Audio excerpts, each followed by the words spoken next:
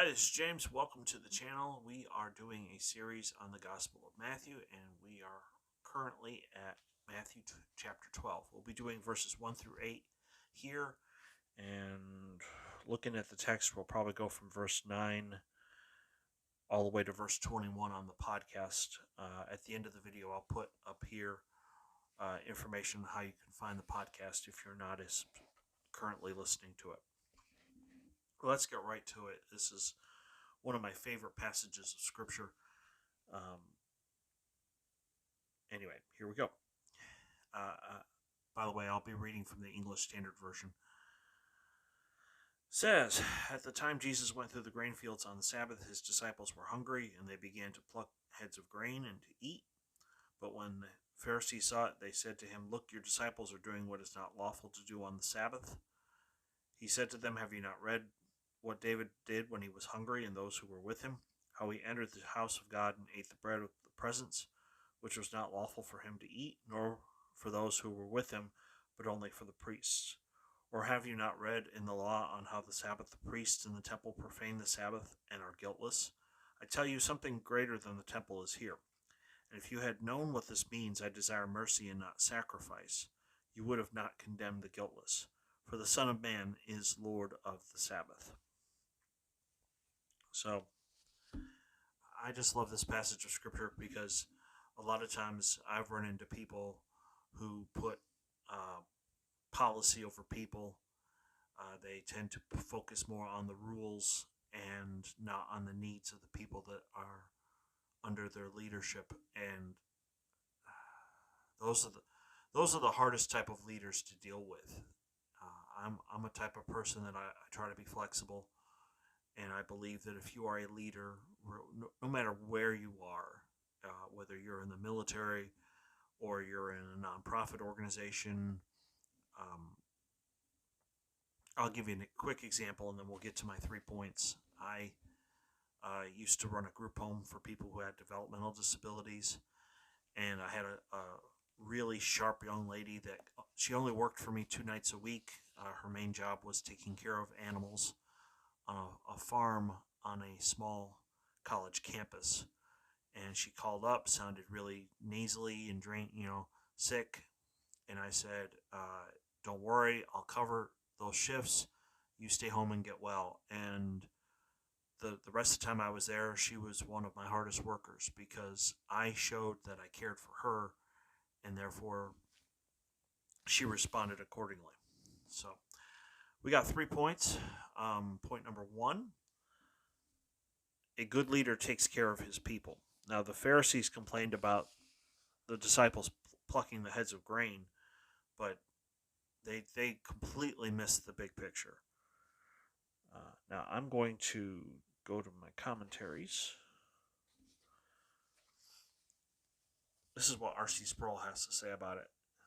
It was perfectly permissible under Jewish law for travelers walking along near fields of grain to help themselves minimally to some of the crop. In fact, God had commanded his people not to harvest their fields to the very edges, but to leave some grain standing for the poor and sojourners. This is Leviticus 19:9 he's quoting from. So the fact that Jesus' disciples plucked heads of grain out of someone else's field was not regarded as trespassing or theft. The problem in the eyes of the Pharisees was that they did it on the Sabbath day. Now here's what R.C. Sproul says about that part. However, despite God's emphasis on the Sabbath, the Old Testament contains very few specific rules and regulations regarding behavior on the day. Because of this, Jewish religious authorities established all kinds of regulations for the Sabbath. Each rule imposed a new burden and made the observance of the Sabbath more unwieldy. It was these man-made rules that Jesus' disciples violated when they plucked the heads of grain.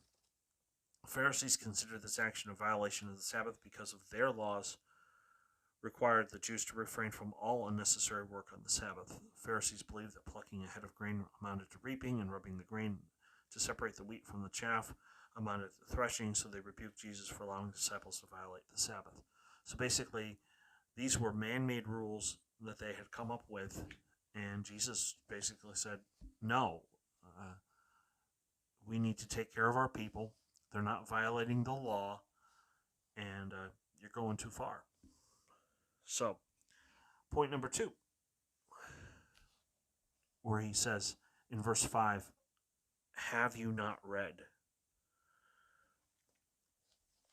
I think it's important that Jesus points out the heart of the law, the spirit of the law. And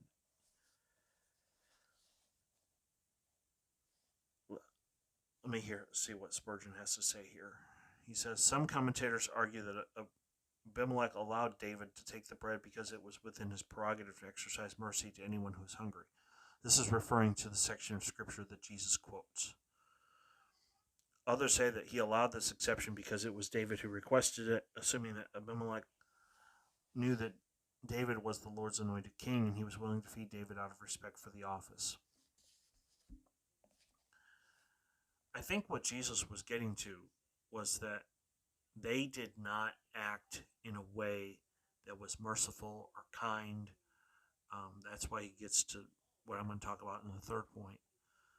But leaders are supposed to take care of their people, and leaders are supposed to look out for their best interests. I don't care what kind of job you're doing. I don't care where you are in life. If you ever get to be in a position of leadership, you have to understand this one basic point. Your people are your number one asset. You have to look out for them. You have to take care of them.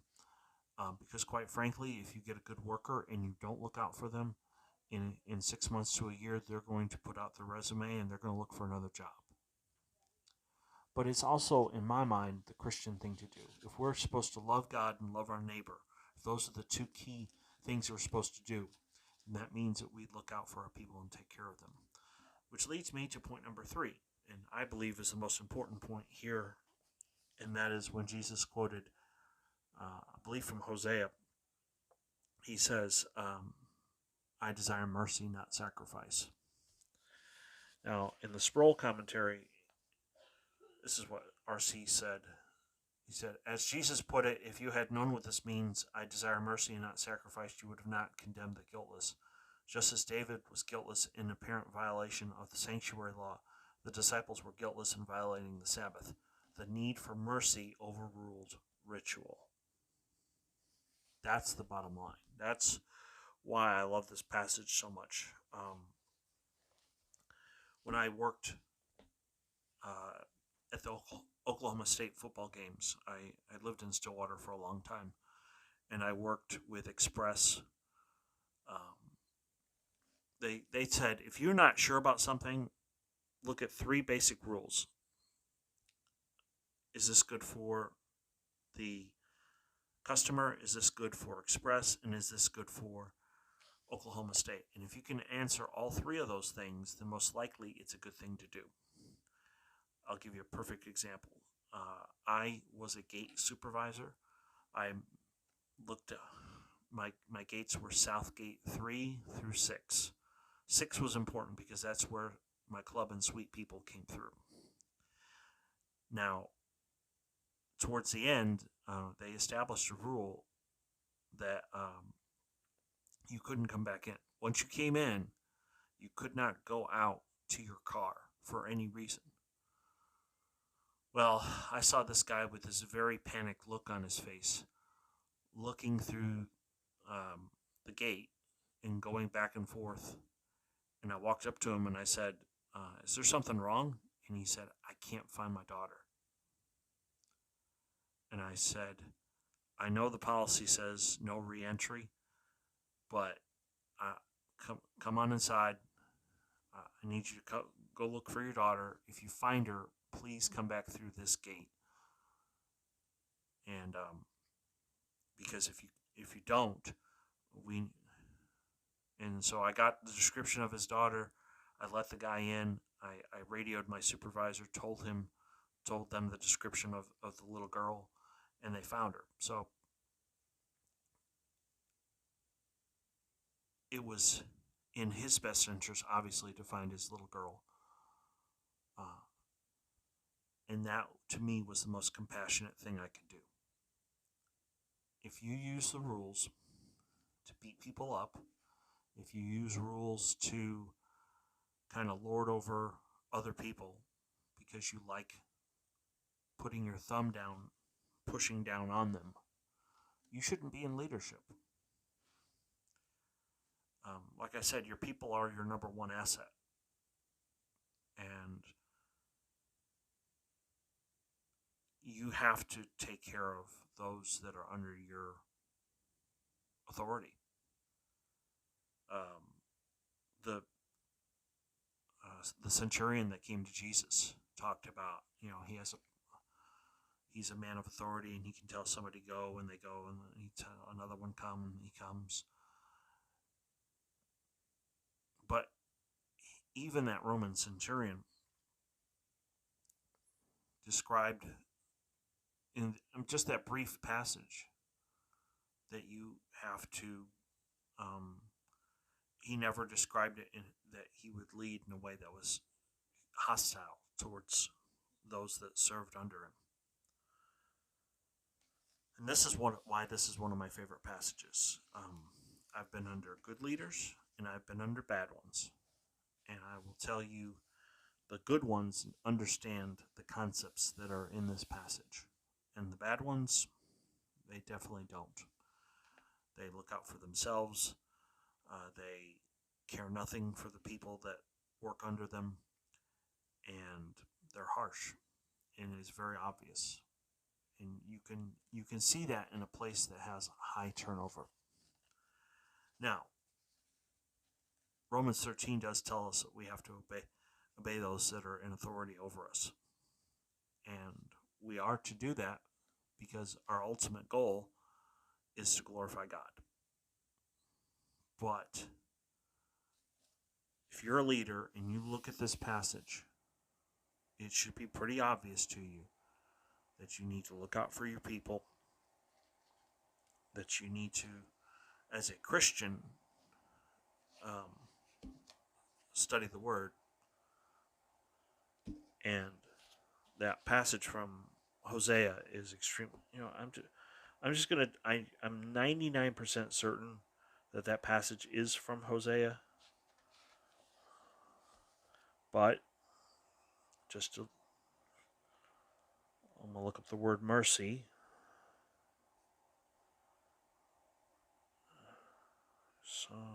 Proverbs.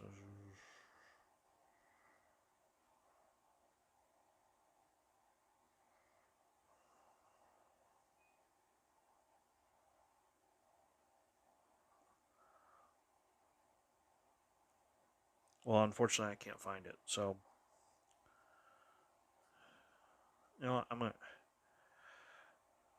I apologize in advance.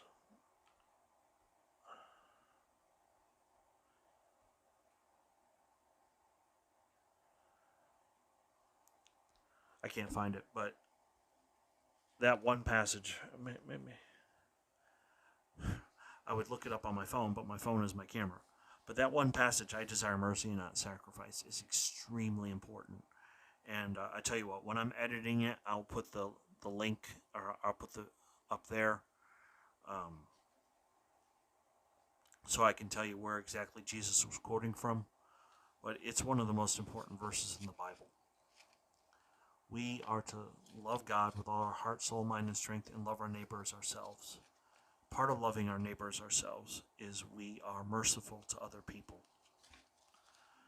I think a lot of conflict could be avoided if we would actually do that. So thank you for watching the video. Thank you for being a part of this community. My goal is to help people become more and more like Jesus each and every day. I do lean Reformed. I'm not shy about that, but the point of the channel isn't to defend the Reformed or Calvinist point of view. The point of this channel is to help people grow and become more and more like Jesus. I don't like it when our Armenian brothers and sisters will portray Calvinism in a bad light, but my goal is I want to be more like Jesus, and I want you to be more like Jesus. So, I love you guys. The podcast will be Thursday. Information will be right there, and I hope you have a great day. God bless. Love you guys, especially my subscribers.